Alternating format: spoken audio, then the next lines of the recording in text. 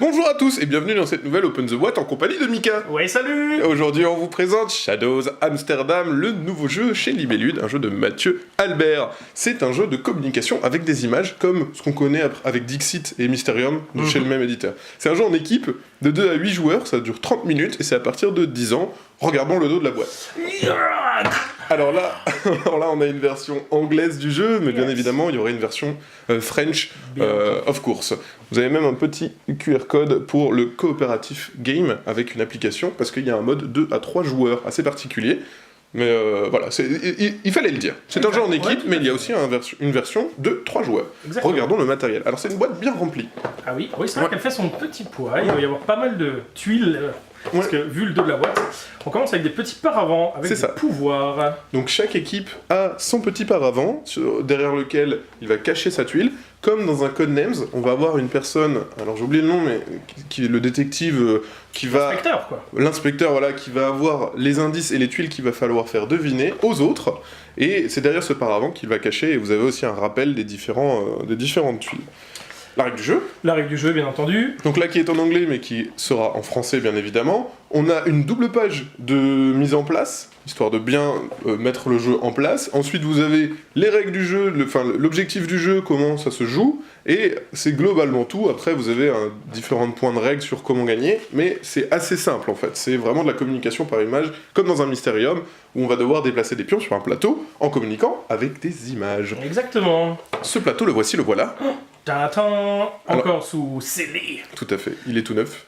Alors au début le plateau il est constitué aléatoirement, après quand vous êtes un peu plus balèze vous avez aussi une autre configuration possible, et ces tuiles là vous allez les poser pour faire un plateau central. C'est des images, alors elles sont de toute beauté, et c'est ces images là sur lesquelles vous allez devoir déplacer vos personnages. On retrouve un peu les illustrations, on va dire, de Dixit, de Mysterium, avec déjà un style graphique qui est très sympa, et puis aussi pas mal de petits détails, d'informations, enfin il y a de quoi... C'est ça, l'idée... Les dessins sont assez complets. C'est ça, l'idée c'est de pouvoir communiquer avec les autres images, parce qu'il y a suffisamment de détails. Ça peut être une couleur, ça peut être une forme, ça peut être du texte, etc. Donc voilà, donc ça c'est pour les tuiles. Là on a les différents punchs, donc ça va être les indices que vous allez trouver, ça c'est le plateau central en fait, l'élément. Bon on va pas tout dépuncher mais en gros c'est ça. Les petites croix c'est la police, parce que de temps en temps, la police travaille aussi, hein, elle aime pas trop que les enquêteurs fassent leur boulot à leur place un petit peu. C'est terrible. Voilà, donc ça c'est les petits jetons, si vous les récupérez, si vous terminez votre tour sur une case avec une petite croix, vous rencontrez la police, au bout de 3 vous avez perdu et l'autre équipe a gagné. Exactement. On va voir le petit... Alors, ouais, ça ici, donc ça c'est les cartes que vous avez, et avec ça on va mieux comprendre le jeu. Chaque équipe a derrière son paravent cette petite tuile à la manière d'un Codenames, avec les indices qu'il faut trouver. D'accord ? Donc, seule une personne dans votre équipe sait où vous devez vous rendre. Donc ça, c'est une représentation vue de haut du plateau. Les coches les coches rouges, ce sont la police.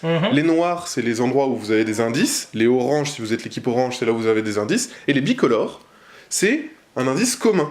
C'est-à-dire qu'on peut tous les deux, chaque équipe peut se rendre sur cette case pour avoir un indice. Le but, c'est de trouver 3 indices, et dès que vous avez 3 indices, vous devez vous rendre sur la coche verte pour dire c'est bon, on a trouvé tous les indices, on a gagné. Si vous réussissez, vous gagnez la manche. Vous faites plusieurs manches, au bout de 2 manches gagnées, vous avez gagné la partie. Et là, comme dans Codenames par exemple, ou dans pas mal de ce genre de jeux à indices, effectivement, il y a de quoi jouer, il y a des centaines et des centaines, voire des milliers de parties possibles. Oui, il y a énormément de configurations pour pas que vous puissiez vous rappeler. Des petits jetons plastiques pour faire tenir... Tout à fait, ouais, donc ça a un standing de chaque couleur. On est content. On a les petites figurines. Les petites figurines. Hey, qu'est-ce que nous avons là? C'est des espèces de petits renards sur scooter. Alors celui-ci, on dirait plutôt une petite souris, Maxime. Une petite souris. Une petite souris, parce que le renard est... J'ai zappé les cours animaliers en primaire, je vous avoue. Ah oui, et l'autre c'est un renard. Effectivement, on a les deux figurines, chaque fois sur des scooters. Amsterdam, c'est la ville des 2 roues, à moteur ou pas à moteur, mais en tout cas, voilà 2 belles figurines qui vont représenter les 2 camps, bien entendu. C'est ça, et c'est avec eux que vous allez vous déplacer. Donc, un membre dans l'équipe va communiquer avec les images donc, qui sont dans la boîte et que tu vas nous montrer tout de suite, et les autres, avec ces indices, vont se déplacer sur le plateau. Regardons, donc ça c'est les petites cartes avec lesquelles vous allez communiquer.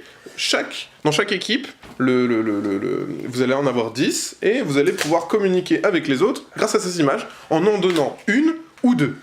Et là où c'est rigolo, Ouais. c'est que le nombre de cartes que vous donnez, c'est le nombre de cases où il faut se déplacer. Donc si vous êtes ici, et que tu en donnes 2, et que je me dis, ça doit être cette tuile, je dois faire 1, 2. Et ça se joue en simultané. D'accord. Je m'explique. Oui. Je l'ai dit avant, ici, vous pouvez avoir des tuiles communes. Par exemple, on doit tous les deux se rendre sur cette case. Exact. Ton équipe comme mon équipe. Uh-huh.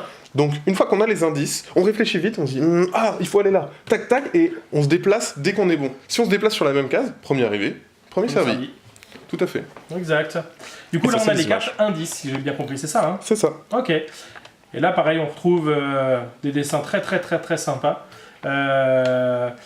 Assez détaillé pour. Assez détaillés, avec plein d'indices là aussi, histoire de pouvoir lire différentes choses, Oui, c'est ça. différentes thématiques, différentes phrases, différents C'est ça. indices, quoi. Après, c'est vraiment ça le jeu, comme à la manière d'un Mysterium, savoir communiquer justement avec les autres pour qu'ils comprennent.